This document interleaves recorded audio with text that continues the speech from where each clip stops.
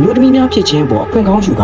ကိုထိလက်ရောက်ရှာဖွေတာနဲ့စိတ်ပိုင်းဆိုင်ရာစော်ကားဖြစ်စည်းတာမျိုးတွေကိုစနစ်တကျပြုလုပ်ခဲ့ပါတယ်။အီတလီကွန်မြူနစ်ပါတီရဲ့ပထမဆုံးအမျိုးသမီးအတွင်းရေးမှူးကမ်မီလာအဲဗာစ်လို့ပုဂ္ဂိုလ်မျိုးတောင်ဖိနှိပ်မှုတွေအောက်မှာနှစ်ရှည်လများခံစားရပါတယ်။မဲချက်စစ်ပွဲနဲ့ဂျွန်ပြူခံရခြင်းမူဆိုလိုနီနဲ့တပ်တွေအီတိုဗီယာ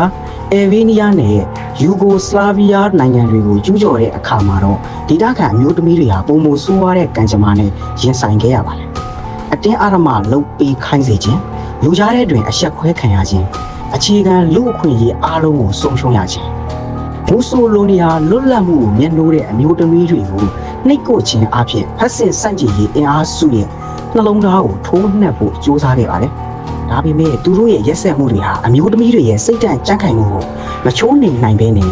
နောက်ပိုင်းမှာထွက်ပေါ်လာတဲ့သူတို့ရဲ့ပေးစာတွေနဲ့မှတ်တမ်းတွေဟာအာဏာရှင်စနစ်ကိုပြန်လည်တိုက်ခိုက်တဲ့တမိုင်းဝင်တပ်တွေများဖြစ်လာခဲ့ပါတယ်။ဒီကုန်း